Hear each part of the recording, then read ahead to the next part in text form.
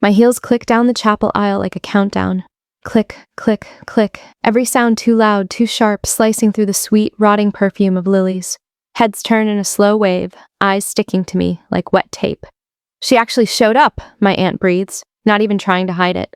Mason stands beside the casket, black suit, clean smile, like he owns the grief. Lila dabs at her eyes, then lets out a tiny laugh into her tissue, like this is all just theater. The lawyer clears his throat. Paper whispers in his hands. There is a special instruction from your father. One line, that's all he reads. And the room tilts, blood rushing, ears ringing, my stomach dropping like I missed a step. By request of the deceased, he says, the truth will be played now. The lawyer's voice hangs in the air, and for a second I can't tell if the shaking in my hands is grief or rage. My fingers are cold at the tips like the blood backed away from them. I press my nails into my palm until it stings. Something real, something I can control. I'm Rowan, late 20s, the one they used to call dramatic, difficult, too much. The disappointment who left and didn't crawl back. A single mom who learned how to stretch a pack of noodles into dinner and still smile for a 6-year-old boy who thinks I'm made of steel. Eli, my baby, 6 years old, back home with a sitter right now, probably building a crooked tower of blocks, unaware that his whole future might be sitting in the next sentence this man reads. The chapel smells like lilies and polished wood and old money pretending it has manners. The hush isn't respectful, it's hungry. I can feel eyes on my skin, the way you feel a draft through a crack in a window. My throat tightens so hard it's like I'm swallowing glass. Dad is right there, casket closed, flowers piled high, everything neat and final. Like a lid on a life nobody bothered to listen to. Mason's smirk hasn't moved. Lila's mascara sits perfect, even through her tears. My aunt's mouth is a thin, pleased line. They want me small, quiet, grateful for scraps. But there was that line, that single sentence, and the way the lawyer said, special instruction, like he'd been waiting to say it all day. My stomach flips with something sharp and electric. Not hope exactly, hope hurts. This feels more like a door unlocking.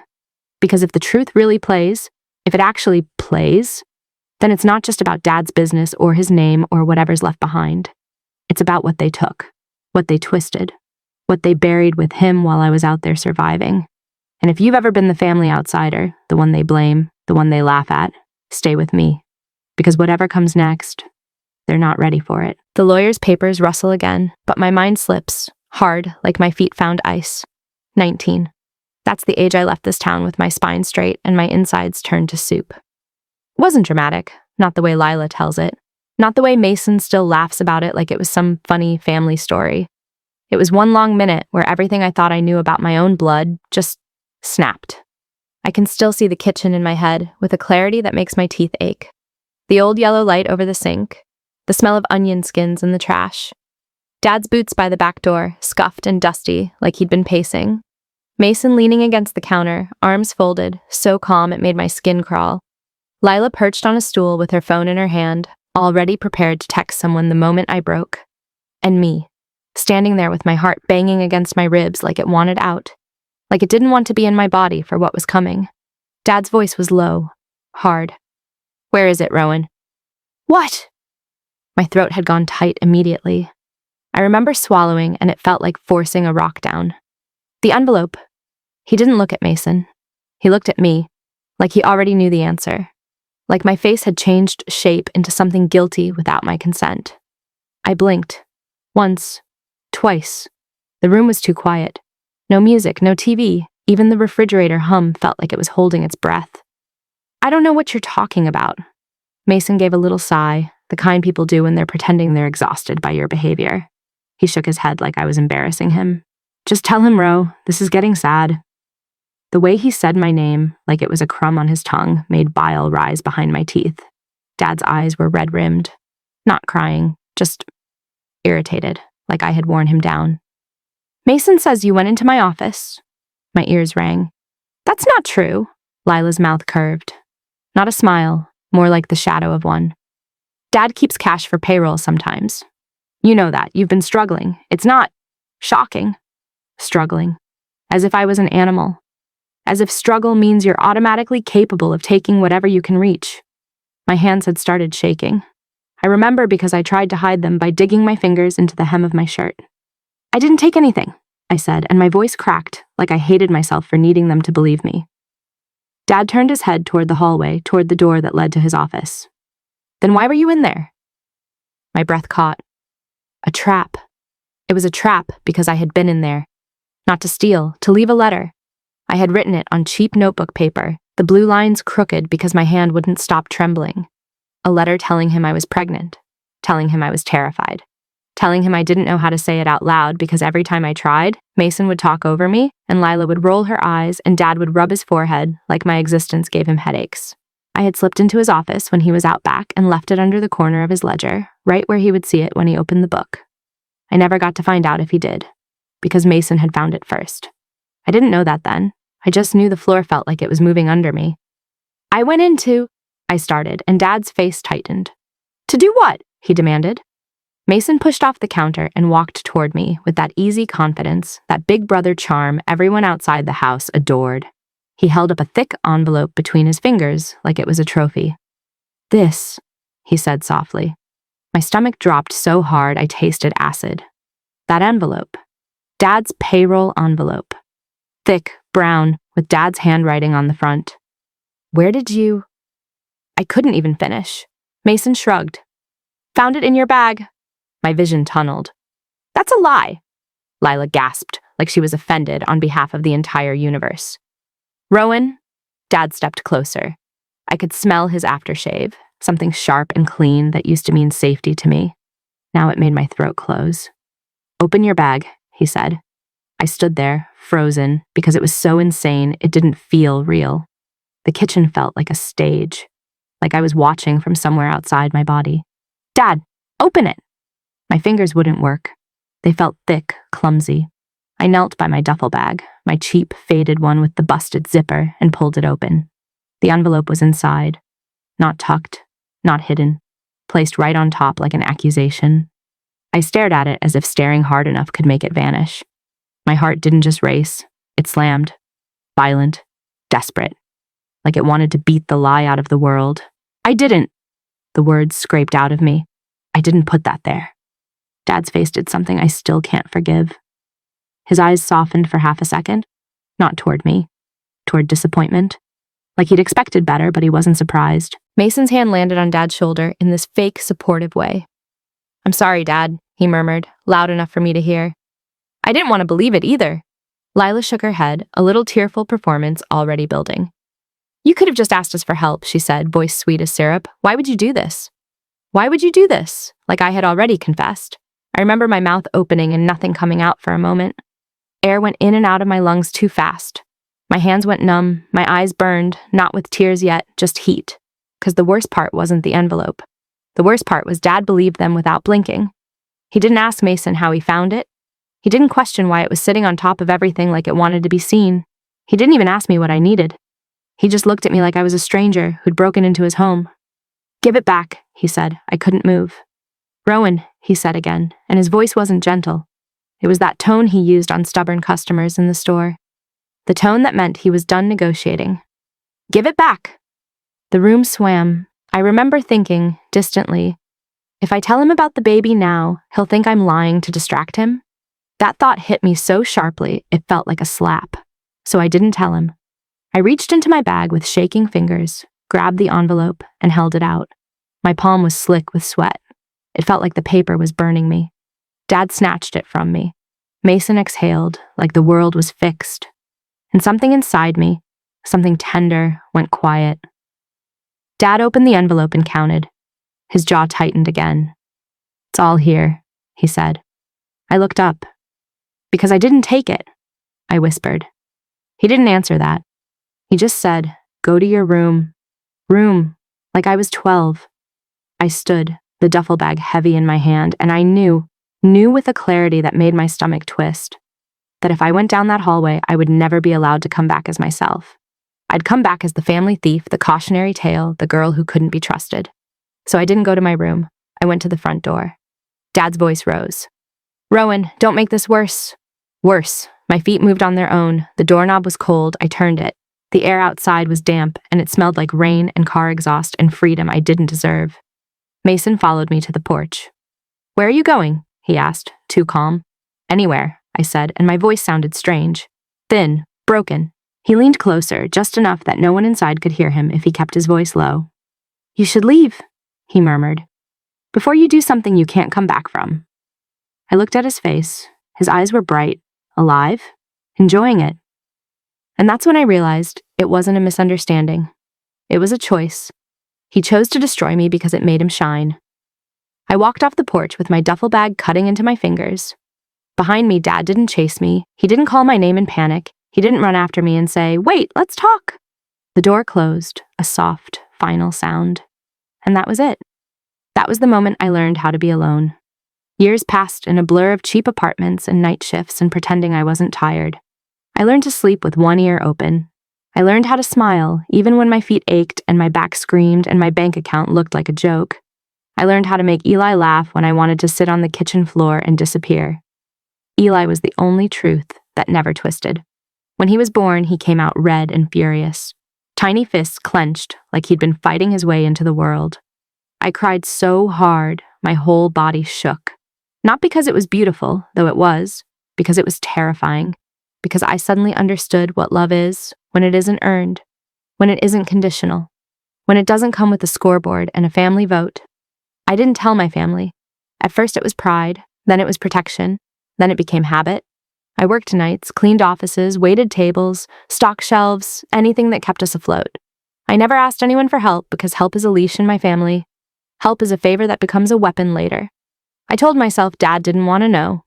I told myself if he cared, he'd come looking. I told myself a lot of things to survive.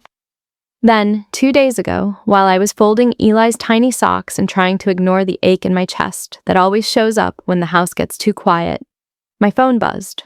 One text. From Lila. "Dad's gone. Funeral Friday."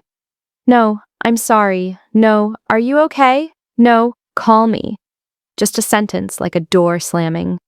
I read it 3 times. The letters blurred, my throat closed. I had to sit down hard on the edge of my bed because my knees suddenly didn't feel like they belonged to me. Dad's gone. My chest felt hollow, like someone scooped the air out of me. And then, right after the grief, came this sick, crawling dread. Because if Dad was gone, then everything he built was up for grabs. And Mason and Lila? They don't just grab, they take. I drove back into town with my hands locked around the steering wheel so tight my wrists ached. Eli chattered in the back seat for the first hour, then fell asleep with his mouth open, his head slumped against his car seat. I kept checking the rearview mirror like looking at him could keep me from falling apart.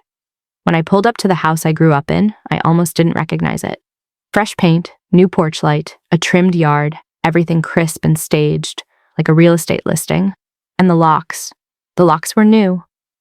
My breath hitched. I stood on the porch, key in hand, and the metal felt useless. Like a relic. I tried it anyway. Old muscle memory. It didn't turn. Of course it didn't. A hot wave of humiliation rolled up my neck. My ears burned, my stomach clenched. I knocked. Lila opened the door with that perfect face she saves for strangers. "Rowan," she said, like my name was something she didn't like touching. Her eyes flicked past me, down to my duffel bag, back up to my face. "You made it." Made it. Like it was a party. Behind her, the hallway looked too clean. Too empty. The air smelled like lemon cleaner instead of home. My eyes snagged on the wall where my childhood photos used to hang. The spot was bare now. Nail holes patched, like I'd never existed. Mason appeared behind her, adjusting his cufflinks. He looked well-fed. Smooth. Like life had been kind to him. He gave me that same smirk from the kitchen all those years ago. "Wow," he said softly. "Look who crawled back." My mouth went dry. My tongue stuck to the roof of it. "I'm here for Dad," I said. Mason's eyes flicked to my bag again. "Sure you are." Lila stepped aside, but it didn't feel like an invitation. It felt like a dare. "The funeral home handled everything," she said. "Wait. We've been so busy." We. As if I hadn't been gone, as if I hadn't been erased. Aunt Sloane swept in from the living room, dressed in black like she'd been waiting for a camera crew. Her lipstick was too bright, her eyes were sharp. She looked me up and down, slow. "Well," she said, "you certainly chose a dramatic time to remember you have a family." My chest tightened. I could feel my pulse in my throat. I wanted to scream. Instead, I nodded, because grief makes you polite, even when you shouldn't be. Then I saw him, Mr. Hargrove, standing near the dining room, hands clasped, posture straight. He wasn't family, and somehow that made him feel safer. His eyes met mine and held, calm, measuring, like he was taking notes on everything without making it obvious. He gave a small nod, not friendly, not warm, just acknowledgement, like he recognized I was part of this whether they wanted it or not. Cold pews, murmurs, the casket flowers too perfect, too symmetrical, like a showroom display. I sit there now, back in the chapel, and all of that flashes through me in a rush. The new locks, the missing photos, the smirk, the staged grief. Dad loved quietly. He showed love in oil-stained hands and steady paychecks and fixing things without being asked. He'd come home smelling like sawdust and metal, and he'd kiss the top of my head like it was nothing, like it didn't mean the world. He never said, "I'm proud of you," easily. He never apologized well. When he was wrong, he'd get quieter. He'd make coffee. He'd fix the broken thing. He'd stand in a doorway like he wanted to say something and couldn't find the words. That's who he was. And now he's a closed box at the front of a room full of people who treat his death like a business meeting. The lawyer's voice pulls me back to the present. My skin prickles with the sudden awareness that something is about to happen. My gaze drops to the funeral program in my lap. The paper is thick, expensive, too glossy. I rub my thumb over the edge, feeling the smoothness, and it makes my stomach twist again. Because even mourning in this family has to look like money. I lift it slightly, and there, under the fold, hidden where only someone holding it would see, something catches my eye. A small envelope, taped neatly underneath. My breath stops. I slide it out with 2 fingers like it might bite me. The tape gives with a soft rip that sounds obscene in the quiet. My name is written on the front. Rowan, Dad's handwriting. My fingers go numb, my vision blurs at the edges. For a second I can't hear anything else. Just the blood pounding in my ears, just the old ache, sharp and deep, waking up like it never slept. 'Cause dead men don't write new letters unless they knew they'd have to. The envelope trembles between my fingers like it has a pulse. I stare at my name until the ink swims. Dad's handwriting. The slant, the pressure, the way he always overdid the R, like he needed the letter to stand up straighter. My thumb worries the flap. Paper scratches my skin. I can hear my own breath, thin, uneven, like I'm trying not to make a sound in a house where the floorboards betray you. I open it. Something cool slides into my palm. A key. Small, plain, silver, with a number stamped so faint I have to tilt it toward the chapel light to see it. It's heavier than it should be, like metal holding a secret. And then the note, folded once, crisp, as if someone pressed it carefully like this message mattered enough to keep clean. I unfold it and my lungs lock. Don't trust the smiles. Wait for the line. My throat tightens so hard it's like hands around it. I read it again and again. Don't trust the smiles. I lift my eyes without meaning to, like the note pulled my gaze on a string. Mason. Smiling. Lila. Smiling. Soft, sweet, practiced. Aunt Sloane, smiling in that thin, pleased way, like she's already imagining the after-funeral lunch where she'll be the star. My stomach rolls. Dad, why would you write this? My fingertips go numb around the key. Cold metal bites my skin. I curl my hand into a fist, hiding it like a weapon. The pastor's voice drones on, words about ashes and peace and eternal rest. The chapel air is too warm, too thick. It presses against me like a damp cloth. I should be listening. I should be grieving properly. I should be letting myself feel the ache cleanly without all this other noise. But my family is noise. They shift and sniffle at the right moments like they rehearsed it. Lila lets out a small sob that sounds suspiciously timed, and someone behind us murmurs, "Poor thing." Mason dips his head, shoulders shaking like he's holding back tears. But when he glances up, just a flick, his eyes are dry, bright, alert, like he's watching a scoreboard. My jaw clenches so tight it aches. My molars grind. I keep thinking about the last time I saw Dad alive. Years ago. His face in that kitchen, disappointment carved into it. The way the door shut. The way my body kept moving, even after it felt like my heart stayed on that porch. Guilt crawls up my spine anyway. Because I left. Because I didn't come back. Because I told myself 100 reasons that sounded like strength but tasted like fear. My eyes sting. Heat gathers behind them, heavy and painful. The kind of tears that don't fall, they just sit there, making everything blur. I swallow hard. No. No, Rowan, not here, not in front of them. I glance down at the casket again. The flowers are still too perfect. White roses, lilies, greenery placed like a catalog picture. It makes Dad look like a display, like a product, like a man you can purchase pieces of. My fingers tighten around the note. The paper creases. Wait for the line. What line? A sentence in the will? A line in a letter? A line in some recording? My pulse thumps in my throat, impatient. The pastor says something about forgiveness, and I almost laugh, an ugly sound that climbs up and catches in my chest. Forgiveness. That word has been used on me like a muzzle. Forgive Mason, he didn't mean it. Forgive Lila, she's sensitive. Forgive Aunt Sloane, that's just how she is. But nobody ever said, forgive Rowan. Nobody ever asked what it cost. The service drags, my legs go stiff, my back aches from holding myself rigid. The air smells like perfume and polished wood and grief dressed up to look pretty. When the pastor finally says amen, bodies shift like a released breath. The room fills with quiet shuffling, sniffles, murmured condolences. I don't stand right away. My hands won't cooperate. I stare at the key again, my brain trying to build a map out of metal and ink. Then a shadow falls over me. Mason.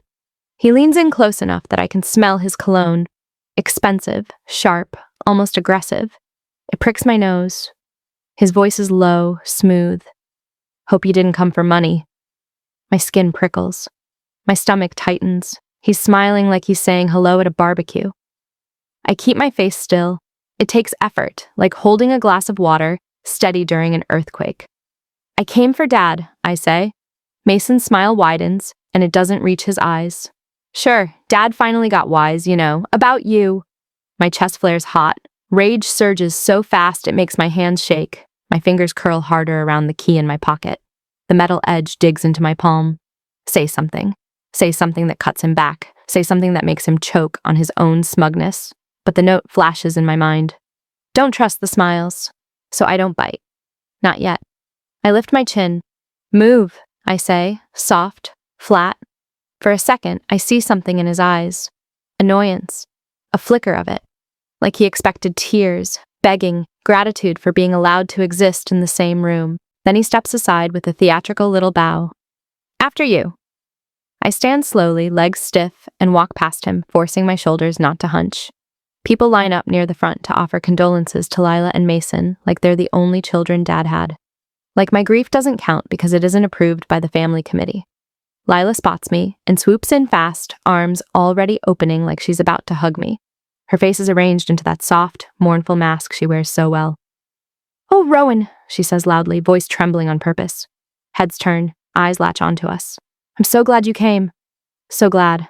I can feel the spotlight. I can feel strangers' curiosity prickling. Who is she? Why is everyone looking? That must be the daughter who left. Lila wraps her arms around me before I can stop her. Her perfume floods my nose. Sweet, powdery. It makes my stomach churn. Her hug is tight, performative, like she's squeezing a photo op out of me. I don't hug back. Her cheek presses against mine for half a second, and then her lips brush my ear. Her voice changes. The volume drops to a hiss that only I can hear. Don't ruin today. My entire body goes cold. My hands clench automatically, nails biting into skin. My jaw locks so hard it feels like it might crack.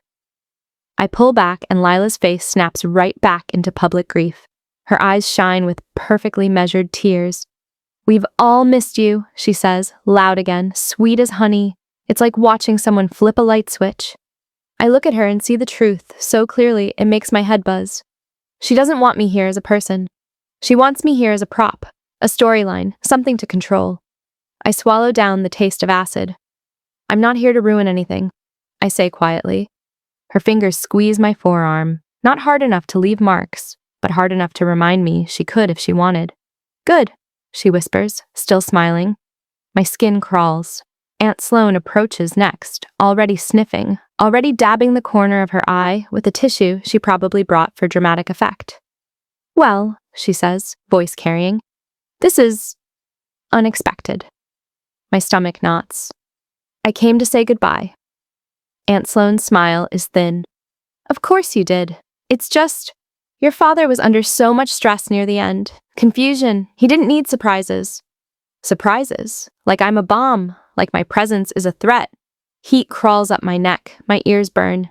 Dad was confused? I ask, and my voice comes out sharper than I intended. Aunt Sloane lifts one shoulder in a delicate shrug. The medications, dear. He wasn't always himself. She tilts her head, eyes gleaming. It's a shame you weren't around. He needed calm. Calm. I taste blood where I bite the inside of my cheek too hard. I wasn't around. The guilt tries to hook me again, tries to drag me down into the familiar pit of maybe it's my fault. I close my eyes for half a second, and in that darkness, I see Eli's face. His sleepy smile. The way he says, Mom, like the word is a safe place. No, I didn't abandon Dad for fun. I ran because I was being strangled inside my own family. I ran because staying meant becoming their version of me. I open my eyes. Aunt Sloane's still watching, waiting for me to fold. I don't. I step back. Where's Mr. Hargrove? I ask, because I need air, I need something solid, I need a person in this building who doesn't feel like a trap. Your father's lawyer? Aunt Sloane's mouth tightens just a fraction.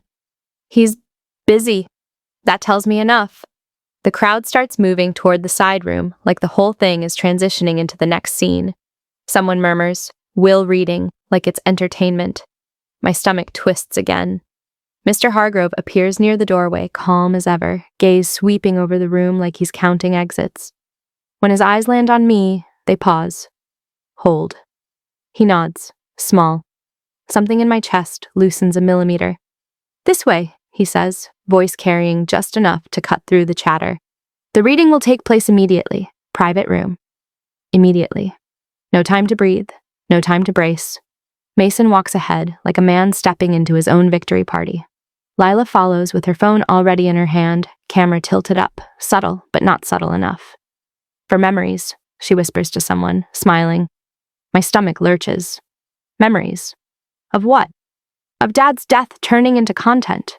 I follow them into the side room, my steps slow, measured. The air inside is different. Staler, tighter. The room feels too small for this many bodies. Chairs are arranged in a neat half circle, like a courtroom. Like judgment. I sit at the edge of one, my knees close together, hands clasped so tight my knuckles pale. The key presses into my palm again, reminding me it's real. Mason takes a seat, dead center, legs spread, confident. Lila sits next to him, phone on her knee, thumb hovering. Aunt Sloane chooses a chair near the front like she belongs there more than anyone. Mr. Hargrove stands. He doesn't rush. He sets a folder on the table, straightens it. Looks at each of us once, slow and assessing. The quiet stretches. My heartbeat fills it. Finally, he speaks. Your father added a recorded statement. Mason's eyebrows lift like he's amused. A recorded statement, he repeats, too casual. Dad didn't. He did. Mr. Hargrove cuts in, calm but firm. My skin prickles. The note. Wait for the line. Mr. Hargrove continues. And a condition. The word lands heavy. Condition. Mason's smile tightens. Lila's phone shifts in her hand, her grip adjusting. Aunt Sloane leans forward, all concern. Now Hargrove, she says, voice syrupy. Let's be reasonable. Caleb was not in his right mind all the time. We don't want to... Mr. Hargrove doesn't even look at her. The condition stands.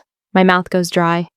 Guilt and anger churn in my stomach together, twisting like two snakes fighting in the same cage. Dad, what did you do? Dad, what did they do to you? I picture him alone in that house with new locks, with filtered phone calls, with calm forced on him like a gag. I picture him trying to speak and being smoothed over, managed, handled. My throat burns, and then my anger hardens into something colder, because I wasn't the one who pushed him into loneliness. They were. Mason shifts in his chair, the confidence starting to crack at the edges. What's the condition? He asks, and his voice has a new note in it. Tight, controlled. Mr. Hargrove's gaze lifts, meets Mason's. The recording can only be played if all parties agree to hear it. The room goes still. My stomach drops. Mason's eyes flash. He glances at Lila, quick. Silent communication. Strategy. Then he looks at me. And smiles. That slow, ugly smile that makes my skin crawl. I don't agree, he says. My breath catches. My hands tighten around each other so hard my fingers ache. Mr. Hargrove's expression doesn't change. Noted. Mason leans back, crossing his arms. Unless, he adds, voice silky. Rowan signs a waiver. My pulse spikes. A waiver, I manage, and my voice sounds distant, like it's coming from the bottom of a well. Mason tilts his head. A simple statement, he says, that you accept nothing. No contest, no claims, no drama. Lila's eyes flick to the phone, then to me. She smiles like she's encouraging me, like she's offering kindness. It's fair, she says softly. We don't want this to get messy. Messy. My stomach heaves. Aunt Sloane sighs as if I'm exhausting her. Just sign it, dear, she says. You've already caused enough stress. I stare at them. 3 faces, 3 smiles. And my father's note burns in my pocket like a brand. Don't trust the smiles. My mouth tastes like metal. My hands shake, but not with fear. No, this is something else. Something sharp. Something awake. Mr. Hargrove turns slightly toward me. He doesn't push. He just waits, eyes steady, like he already knows there's a choice here that will change the shape of everything. Mason's smile widens. He thinks I'll fold. He thinks I'll want peace more than truth. My heart beats once. Hard. Then again. I draw in a breath so deep my ribs protest, and I feel the key in my fist. Cold, solid, real. I lift my eyes to Mason, and I let my face go still, blank as stone. Because if Dad told me to wait for the line, then there's a line coming, and Mason is about to learn what it feels like when a story stops belonging to him. My pen hovers over the paper like it weighs 50 pounds. Mason's waiver sits on the table between us, crisp and smug, a single sheet pretending it can erase me. The room is too quiet. The kind of quiet that makes every swallow audible, every blink feel like a decision. I stare at the line where my name is supposed to go. My hand trembles once. Then I set the pen down. No. It comes out small, but it's real, solid, like a stone dropped into still water. Mason's smile doesn't vanish. It just sharpens. Excuse me? He asks, voice light, almost playful, like I'm being cute. I keep my eyes on him. My pulse thuds against my throat, hard enough to make my voice vibrate. I'm not signing anything. Lila lets out a soft, performative sigh, like I've disappointed her in the most predictable way. She tilts her head, mascara perfect, lips parted in that practiced concern. Rowan, please, she says, sugary. Why do you have to make everything hard? Aunt Sloane clucks her tongue. Stubborn as ever, she murmurs, like she's talking about a misbehaving pet. Heat climbs my chest, crawling up my neck. My hands curl into fists under the table, nails pressing into my palms until there's a clean sting that keeps me present. Mason leans forward, elbows on his knees, face a little closer now. His cologne hits me again, sharp and expensive, like he's trying to suffocate me with success. You don't get it, he says quietly. You don't have a seat at this table. My mouth tastes like metal. My jaw aches from clenching. I'm literally sitting here, I say, and my voice is steadier than I feel. Mason's eyes flick over me, up and down like he's appraising an item at a yard sale. Yeah, he says. Because people feel guilty for you. Because Dad... He stops like he's choosing his next words carefully, polishing them. Because Dad had a soft spot for sob stories. My stomach twists. I picture Eli's face again. The way he wraps his arms around my neck like he's anchoring himself to me. The way he trusts me with his whole small world. And then I picture Dad, alone in that staged house, with those new locks, with smiles around him that weren't smiles. The note in my pocket burns through the fabric. Don't trust the smiles. Mason's voice gets louder suddenly, like he wants an audience, like he wants witnesses. Fine, he says. Don't sign, but let's stop pretending you're here for anything except money. My skin goes cold at the word, like someone poured ice water down my spine. I look around. Lila's phone is angled, recording. Aunt Sloane's mouth is already set in a pleased little curve. The lawyer's face stays neutral, but his eyes are alert. Mason stands up. The chair legs scrape the floor, a harsh sound that makes my shoulders twitch. He points at me. Not with a finger like a child, but with his whole arm, like he's presenting evidence to a jury. She's a parasite, he says, voice ringing in the room. That's what she is. Shows up when there's something to take. The word hits my ribs like a kick. Parasite. For a second, my vision blurs at the edges and my ears fill with a rushing sound, like water. My throat tightens so hard it hurts to breathe. I want to slap him. I want to scream. I want to knock that smug mouth into silence. Instead, I sit there and feel my heart pounding, feel my hands shaking, feel tears trying to rise, and I refuse them with every muscle I have. I won't feed him that. I won't. Mr. Hargrove's voice cuts through the room, calm as a blade. That's enough, Mr. Caldwell. Mason snaps his head toward the lawyer. What? It's the truth? Mr. Hargrove doesn't flinch. He opens the folder slowly, like he has all the time in the world, like Mason is a loud fly. Your father anticipated this, he says. My breath catches. Mason's eyes narrow. Anticipated what? The waiver attempt, Mr. Hargrove says simply, and the refusal. A chill sweeps over my skin, cold, electric. My fingers loosen under the table. The key presses into my palm again, grounding me. Mr. Hargrove turns a page. The paper makes a soft whisper. In this room, it sounds like thunder. There is an additional clause, he continues. The recording plays regardless of unanimous consent. Mason's smile jerks. Not gone, just strained, like a rubber band pulled too tight. That's not how it works, Mason snaps. It is when the deceased wrote it that way, Mr. Hargrove replies, and when it was executed properly. Lila's phone wobbles slightly in her hand. She steadies it, but her fingers look a little whiter now. Aunt Sloane's lips part. Now Hargrove, Mr. Hargrove lifts a hand. Not rude, just final. Mrs. Sloane, please. Silence drops again, heavier this time. My stomach flips once, hard. Mr. Hargrove reaches into the folder and pulls out a small device, sleek, black. He sets it on the table. I hold my breath without meaning to. Mason takes a step forward. You can't just... Mr. Hargrove presses a button, a soft click, and then Dad's voice. Not loud, not dramatic, just Dad. Steady, familiar, like a hand on a shoulder. Caleb Caldwell, the recording begins. If you're hearing this, then I'm gone. My throat tightens instantly. A hot ache spreads behind my eyes. I blink hard, but it doesn't stop the burn. Dad clears his throat on the recording, an ordinary little sound that rips me open anyway. It's the sound he made before he told a joke he thought was too dry for anyone to laugh at. I want to start with Rowan, he says. My chest seizes, my heart stutters, then pounds harder. My name in his voice, after all these years, feels like being called back from underwater. I believed a lie, Dad continues.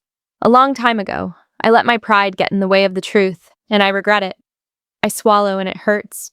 My hands shake openly now, not caring. My fingers curl around the key in my pocket, so tight the metal edge bites.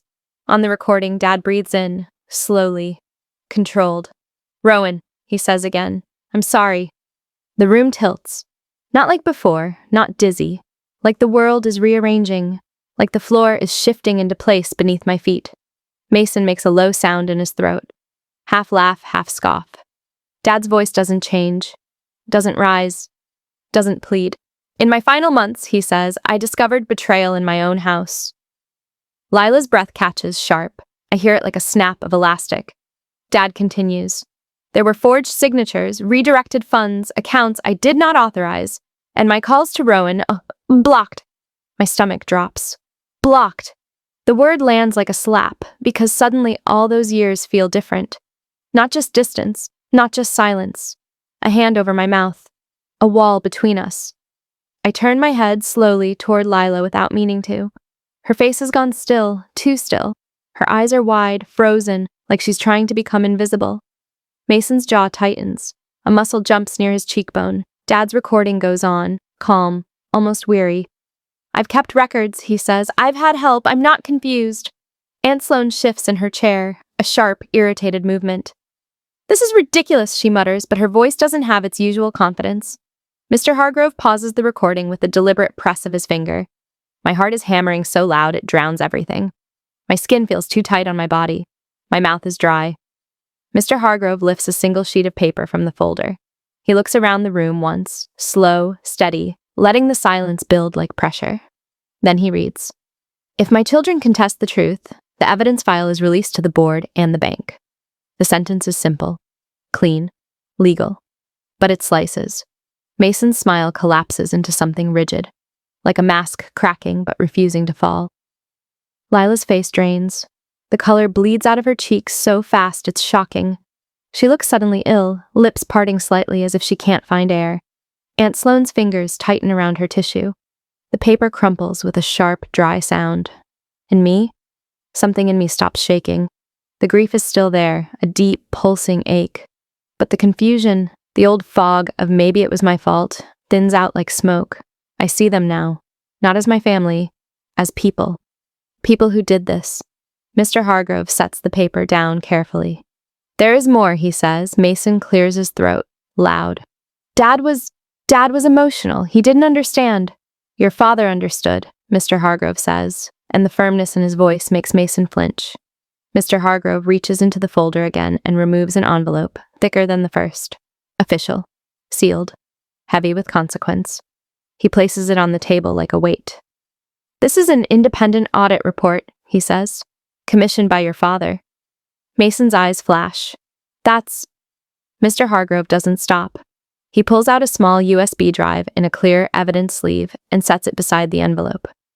And this, he says, contains supporting documentation. Bank records, billing statements, communications. Lila's phone dips. She's not recording anymore. Her hand is trembling. Mr. Hargrove's eyes move from Mason to Lila, calm, almost pitying. Your father's accounts, he continues, were drained through care expenses. Aunt Sloane's mouth opens, then closes again. No words come. Mr. Hargrove turns another page. A caregiver agency billed him. The entity appears to be connected to a close associate of Mr. Mason Caldwell. Mason's face reddens, quick and blotchy. That's not... Mr. Hargrove lifts another document. And phone access logs indicate that Miss Lila Caldwell managed your father's device settings and contact filters. Lila makes a small sound, like a choke. I stare at her, my body cold, my mind burning. All those times I tried to call, telling myself Dad didn't want to talk. All those nights I set my phone face up on the table, staring at it like it might light up with his name. All those times I told Eli, Grandpa's busy, and tried to make it sound normal, blocked, filtered, controlled. My hands start to tremble again, but now it isn't grief. It's fury so clean, it feels like ice. Mason's voice comes out rough. You can't prove you! Mr. Hargrove taps the sealed USB lightly with one finger. That is exactly what this is. The room feels smaller. The air feels heavier. My lungs don't want it. Aunt Sloane's eyes dart toward the door like she's considering escape. Her lipstick looks suddenly too bright, too alive against her pale face. Mason's gaze snaps to me, and there's something new in it now. Not disgust, not mockery. Fear. He sees the shift in me. He sees that I'm not shrinking. He opens his mouth like he's going to say something, some new lie, some new story to regain control. But I'm not listening, because my fingers are moving inside my pocket, slow, careful, feeling the ridges of the key. My mind is piecing things together, without me asking it to. Dad wouldn't leave me a key for nothing. Not a house key, not a sentimental key. A box key. A place where paper becomes proof. A safety deposit box. My heart stutters, then races again, but the feeling is different now. Sharp, focused. Like a path appearing in the dark. Mr. Hargrove's gaze meets mine for a brief second, and something passes between us. Recognition, maybe. Confirmation. He speaks softly, but his words slam into my ribs. Miss Rowan Caldwell, he says, your father also opened a safety deposit box. In your name. My breath leaves me in a broken rush. My fingers clamp around the key so hard it hurts. The stamped number suddenly feels like it's glowing through my skin. I sit there, surrounded by the wreckage of their smiles, and I realize something that makes my stomach drop and my spine straighten all at once. Dad didn't just leave me an inheritance. He left me a door. And behind it, he left the truth they can't laugh away. The room doesn't explode, that's what shocks me most. No one flips a table, no one lunges, no one confesses in a sobbing heap. It's quieter than that, meaner, like a storm that decides to become fog instead. Mason's face is tight, jaw clenched so hard the skin around his mouth turns pale. Lila looks like she might faint, but she's holding herself together with sheer vanity. Aunt Sloane is frozen in her chair, blinking too slowly like her mind is buffering. And me? I'm breathing.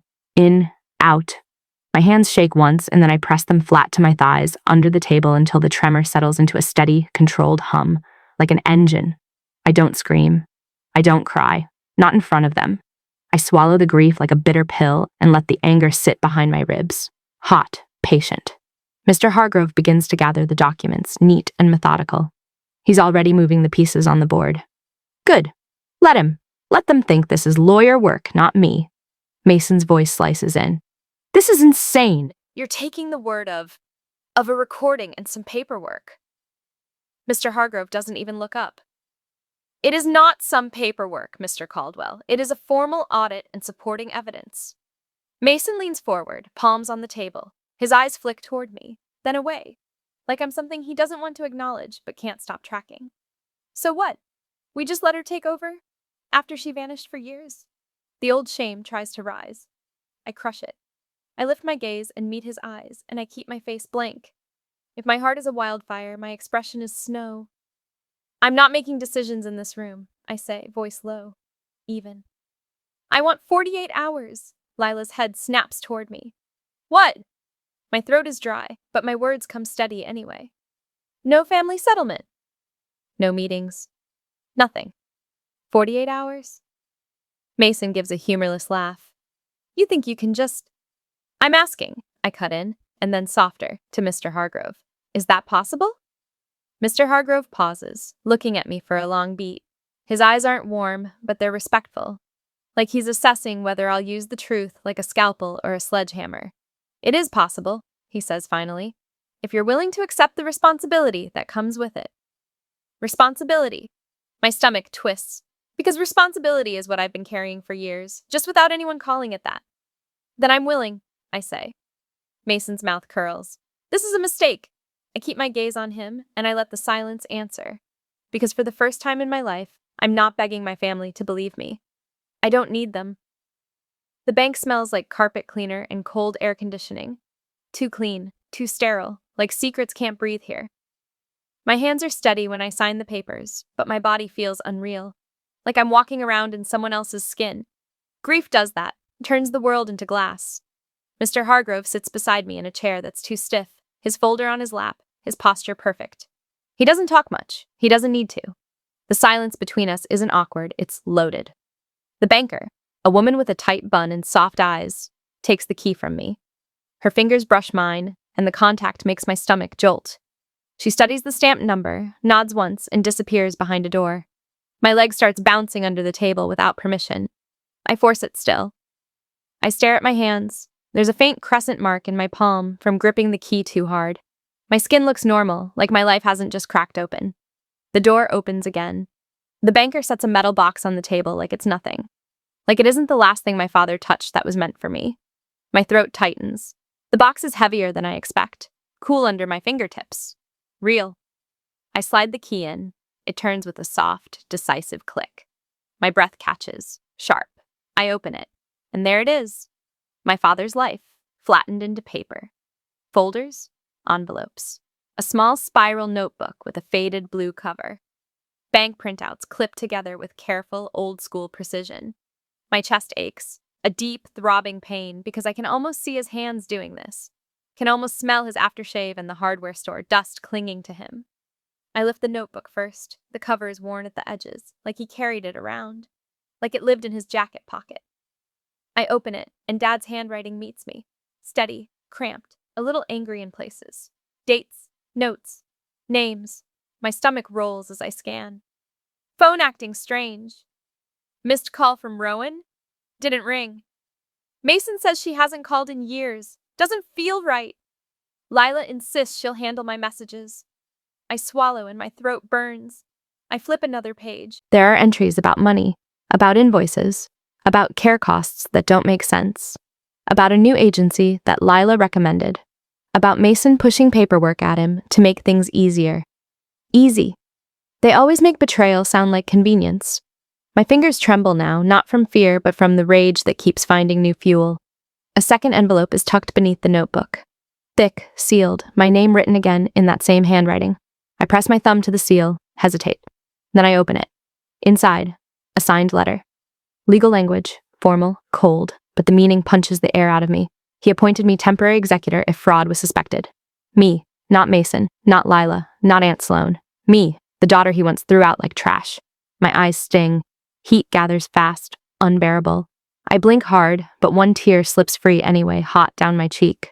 I wipe it away with the side of my hand, like I'm angry at it for existing. Mr. Hargrove doesn't speak. He just waits, giving me space to break and rebuild in the same breath. I dig deeper. Another sheet of paper, folded, softer, like it was handled more. Not typed. Handwritten. 2 columns. People who lied to me. People who stayed. My breath shudders. Under lied, the list is longer than my stomach can handle. Mason, Lila, Sloan. Care agency. Notary? Board contact paid? Under stayed, the list is shorter, painfully short. Marcy, nurse. Tom, neighbor. Reggie, shop mechanic. Hargrove. Rowan, if she'll let me.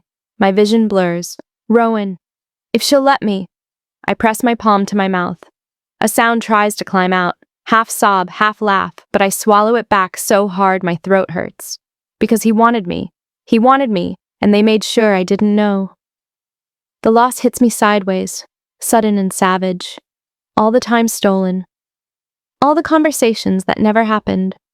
All the moments Eli could have had with his grandpa.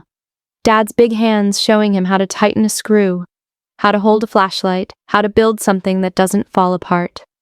My chest aches like it's bruised from the inside. I inhale slowly, exhale, and something shifts. Grief is still here. It's a weight I'll carry, but it isn't steering anymore. Purpose is, because Eli deserves a life built on truth, not on whatever poison my family calls love. I close the box carefully and latch it, my fingers steady again. When we step outside the bank, the air is colder than I expect. The sky is the color of wet cement. I breathe it in anyway. It tastes like a beginning. They don't let me have peace. Of course they don't. The wake is a blur of casseroles and forced hugs and voices that go soft when I walk by. I feel the rumors moving around me like insects. Rowan's here to tear the family apart. I hear Aunt Sloan say it, not even quietly, to a cluster of women in black dresses who nod like she's delivering gospel. My ears burn, but I keep walking. Let them talk. Let them build whatever story makes them comfortable. Mason tries a different tactic. He corners Mr. Hargrove near the hallway, his voice sharp, his hands moving like he's chopping the air into pieces. You're going to regret this, he says, loud enough that I can hear. I'll sue. I'll file complaints. I'll drag your name through every court in this state. Mr. Hargrove's posture doesn't change. Threatening me will not change the evidence, he replies, voice calm, and it will not change your father's instructions. Mason's face twists. He glances at me as if I'm the one holding the knife to his throat. Good, let him feel watched. Lila comes after me later when she can catch me alone near the kitchen sink, where the faucet drips in a slow, steady rhythm that makes my nerves itch.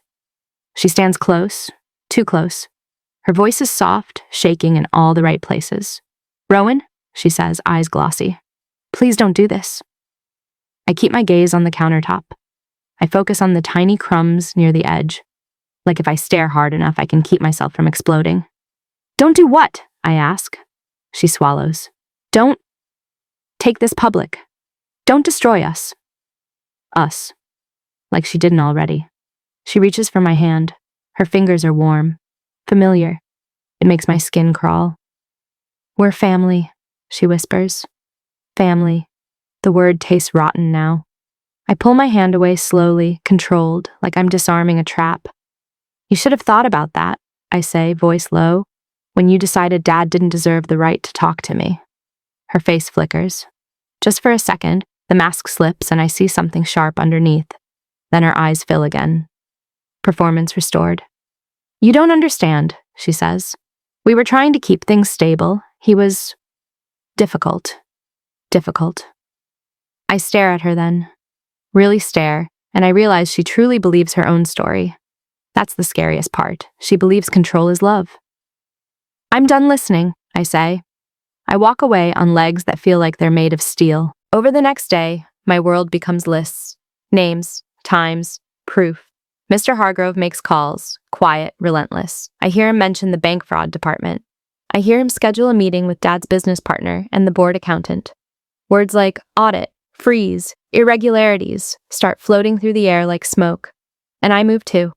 I find Marcy, the hospice nurse, at the edge of the wake, her face lined with exhaustion and something like anger. When I introduce myself, her eyes soften and her mouth tightens. I tried to tell someone, she says quietly. About the phone, about the stress. My throat tightens. Tell me, I say. She does. I find Tom, Dad's neighbor, who tells me about Mason's late-night visits, about Lila taking Dad's mail inside before he could see it, about Dad sitting on the porch some nights staring at his phone like it was betraying him. I find Reggie from the shop, Dad's mechanic friend, who looks at me like I'm a ghost at first, then shakes his head slowly. He missed you, Reggie says, voice rough. He didn't say it much, but he did. He kept a picture of you in his desk drawer. Old one. You with braces. My chest caves in. I nod because I can't speak. Then the twist comes like a blade sliding between my ribs. The phone logs. 17 calls from Dad in the last month. 17. Answered. Dropped. But the device history doesn't match. My hands go cold when I see it. My stomach turns hard. Because it means someone picked up. Someone heard him. Someone chose to end it. I sit in my car afterward with the printout on my lap, staring at the numbers until they blur, my breath coming in shallow pulls. 17 times he tried. 17 times he didn't get through. A sob climbs up fast, violent, and I let it hit me this time. Just once. My shoulders shaking, my chest heaving, the sound muffled by my own palm pressed to my mouth. I cry until my throat burns. Then I wipe my face. I sit up straight, and I make a decision. This isn't about revenge that screams. This is about justice that lasts. This is about a system that can't be charmed. I start the engine. The board meeting is set in a conference room that smells like coffee and printer ink and quiet power. The long table is polished to a shine that reflects everyone's faces back at them. Distorted. Doubled. Mason arrives late on purpose, like he still thinks he can control timing. He walks in with a folder under his arm and a smile that looks pasted on. My stomach tightens. My pulse starts up again. He doesn't sit immediately. He stands at the end of the table, clears his throat like he's about to make an announcement at a wedding. I have something, he says, voice loud, confident. Something you all need to see. Mr. Hargrove's eyes narrow slightly. Just a fraction. Mason lifts a sheet of paper. His grin widens. Dad signed a new will, he says, 2 days before he passed. The room goes still, and my blood turns to ice. Mason holds the paper up like it's holy. White sheet, black ink, a signature at the bottom that's supposed to end the conversation. Supposed to end me. My stomach tightens so hard I feel it in my throat. A cold, nauseating pressure, like I swallowed a stone and it lodged right behind my sternum. 2 days before he passed. I stare at the page and my eyes refuse to focus at first, like my body is trying to protect me from seeing it. Mason's voice fills the room, smooth and loud. Dad wanted to make sure things were handled properly, he says, leaning into the word properly like it means me removed. So he updated his will. We'll all be fine if we just follow what he signed. His gaze flicks toward me, quick and gleeful. There it is, that same old kitchen smirk in a different room. My fingers curl under the table until my nails bite. A sharp sting. A reminder, I am here, I am awake. Mr. Hargrove doesn't move fast. He never does. He shifts his gaze to the paper with the kind of calm that makes me want to cling to him like a lifeboat. May I? He asks. Mason hesitates. Just a blink. Then he steps forward and slaps the page onto the table like a winning card. The paper slides a few inches, stopping near Mr. Hargrove's folder. I watch Mr. Hargrove's hands. They are steady. They lift the page by the corners, careful, as if the document is evidence in an entirely different kind of case. His eyes scan. 1 breath. 2. My pulse pounds in my wrists. Then Mr. Hargrove looks up. And the room changes, not with noise, but with gravity.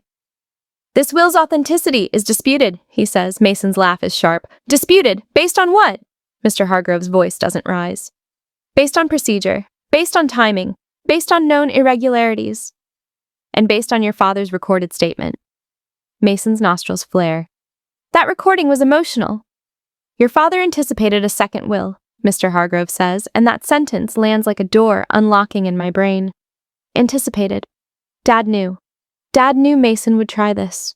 A hot rush surges through me. Anger, relief, something dangerously close to satisfaction. It makes my hands shake once. I press them flat again. Contain it. Let it build. Mr. Hargrove continues. We will request notary records immediately. We will request a handwriting expert, and we will request the circumstances under which this was signed. Mason's eyes flick around the table, hunting for support. The board accountant, Mr. Dyer, doesn't look at Mason. His gaze is pinned to the paper, like it's starting to smell. Dad's business partner, Paula, sits with her arms crossed, lips pressed into a hard line. Her jaw works once, like she's grinding down words she doesn't want to waste. Mason's voice tightens. "You can't just—" Mr. Hargrove cuts in, still calm. "We can, and we will." My mouth goes dry. I swallow. My throat burns. Mason's gaze whips toward me again, and now there's panic behind his eyes, bright and frantic. He points slightly like he can't help himself. "This is her," he says. "She's doing this. She's poisoning everyone. Rowan!" My name in his mouth feels like dirt. I lift my chin and keep my face blank. Inside, I'm shaking. Not with fear, no, with the sheer, violent effort of staying quiet. Mr. Hargrove turns a page in his folder. The sound of it is small and final. Then he says, "There's something else." My heartbeat stutters. Mr. Hargrove looks directly at Mason. "Your father installed a trigger, a disclosure clause. The moment a second will appears, a packet is released automatically." Mason's expression flickers. "That's... What are you talking about?" Mr. Hargrove's gaze slides to Mr. Dyer. "You should have received it." Mr. Dyer's phone buzzes on the table like a tiny insect. The sound slices through the air. Everyone looks down at it. Mr. Dyer blinks, picks it up, and his eyebrows knit together as he reads. Yes. I just received an email." Mason's mouth opens, closes. His hands curl into fists at his sides. Paula leans forward. "From who?" Mr. Dyer scrolls, his throat bobbing as he swallows. "From Mr. Caldwell's former personal auditor. It says—" His eyes lift, flicking to Mason, then back to the screen. "It says it's an evidence file." My skin prickles. Every hair on my arms rises. Mason's voice comes out too loud. "Don't open that." Mr. Dyer hesitates. Paula's eyes harden. "Open it." The room holds its breath as Mr. Dyer taps the screen. A beat. Then his face changes. Not dramatic, not theatrical, just blanching disbelief. He turns the phone slightly toward Paula, and I see it. Images, small but unmistakable. Screenshots, surveillance stills, Dad's office. The angle is high, like a ceiling corner camera, and there's Mason, in the dead of night, rummaging through Dad's safe. My stomach flips so hard I taste bile, a hot, bitter surge that fills my mouth. I swallow it down with effort, jaw clenched tight enough to hurt. Mason's face goes rigid. The color drains, the confidence evaporates so fast it's almost funny. Almost. Lila makes a small sound, a sharp inhale. I glance at her. She's staring at the phone like it's a snake about to bite. Paula's voice is low, dangerous. "Mason," she says. "What am I looking at?" Mason's lips move, but nothing comes out at first. Then, "That's not... I had permission." Mr. Dyer scrolls again, and his expression twists. "There are timestamps," he says. "Multiple nights." Mason's throat works. "Dad was sick. He asked me to—" "Stop!" Paula snaps louder now. "Just stop!" The word hits the room like a slap. My heart pounds, my hands stay still, but it takes everything. Because there's a part of me, the old part, that wants to stand up and scream, "You did it! You did it, and you laughed at me at the funeral, but I don't!" I let the evidence do the screaming. Mr. Hargrove's voice slides in again, controlled. "In light of this," he says, "the bank has been notified." As if on cue, Mr. Dyer's phone buzzes again. He reads, eyes widening slightly. "The contested accounts are being frozen pending investigation," he says. Mason jerks forward like he's been yanked. "Frozen! You can't freeze!" Paula stands, chair scraping back. "We can, and we will." Mason looks around, wild-eyed, searching for someone to grab onto. Lila raises her hands slightly, palms out, trembling. "This is getting out of control," she whispers. Out of control. Like control wasn't her favorite flavor. Mr. Hargrove turns another page. "There is also evidence of email forwarding," he says, gaze sliding to Lila now. Lila goes perfectly still. Mr. Hargrove continues. "Sensitive communications were forwarded to a personal address under a folder labeled Dad Stuff." Lila's lips part. A thin, breathy sound escapes her, like air leaking from a puncture. Her eyes dart to Mason. Panic. Mason's face contorts, and suddenly he points at me again, voice rising in a frantic, ugly pitch. Rowan made you do this! The accusation is so familiar it almost makes me laugh. Almost. But nobody moves toward me. Nobody nods. Nobody buys it. Paula's eyes cut to him. No, she says flatly.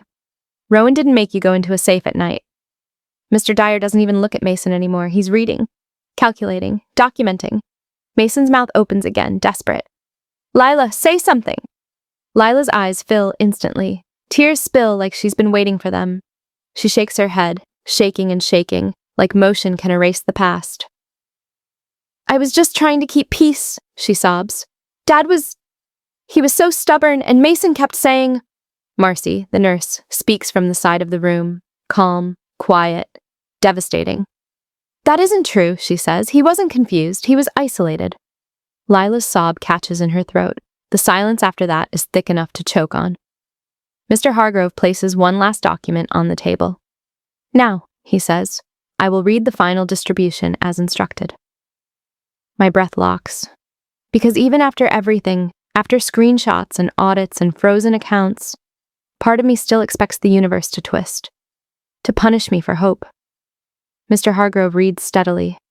A trust for Eli, my son's name spoken in this room full of people who never earned the right to say it makes my chest cave in. A sob tries to rise, but it turns into a shaky inhale I force back down. The house placed in a protected estate plan. Protected. That word feels like a hand closing around mine. A scholarship fund created in my mother's name. My mother. A name that used to be whispered in this family like it was inconvenient. Like her memory took up too much space. My vision blurs. I blink hard. Mason and Lila receive modest amounts only after restitution, counseling, and full cooperation, or it goes to the scholarship. The justice of it is so clean it makes my stomach flutter with something almost dizzying. They don't get rewarded for hurting him. They don't get to buy their way out with charm. They have to face what they did, or they get nothing. Mason's face twists and I see something in him collapse. Not remorse. Not love. Control. He was never mourning Dad. He was mourning the moment he realized Dad was no longer a puppet. Because that's the humiliating truth. Sitting plain on the table for everyone to see, Dad didn't forget me. He didn't erase me. He protected me. From them, from their greed, from their mouths, from their lies. And he gave me the authority to expose it. My throat tightens so hard it hurts. My hands shake now, openly. I don't care. I stand slowly, legs unsteady, and the chair scrapes behind me. No one stops me. No one speaks. I walk out of the conference room with my heart pounding and my head ringing. The hallway lights too bright, the air too cold. The chapel is empty when I return, quiet in a way that feels sacred, not hungry. The casket is still there, still closed, still final. My steps are soft now, the echo is gone, or maybe I'm different. I reach the front, my fingers hover over the polished wood, hesitating. The surface reflects a warped version of my face. Pale, eyes too bright, jaw clenched. I lay my palm on it. The wood is cool, real, and the grief hits me again. Not as confusion, not as guilt, as love, as loss, as something honest. My throat closes, my lips part, and for a second, no sound comes out because my body doesn't know how to say the words it's been swallowing for years. Then I whisper, barely more than breath. I heard you. The quiet after everything is the strangest part. Not relief, not celebration, just air moving in and out of my lungs like it's relearning how to work. My grief doesn't wrap up neatly. It doesn't hand me closure like a certificate. It sits in my chest, heavy, honest, and somehow that feels better than the years of confusion I was fed. Because clarity is a kind of mercy. I didn't win a war. I didn't beat my family like this was a game. I reclaim my name. I reclaim my father's truth, his actual voice, steady and plain, cutting through all their smiling noise.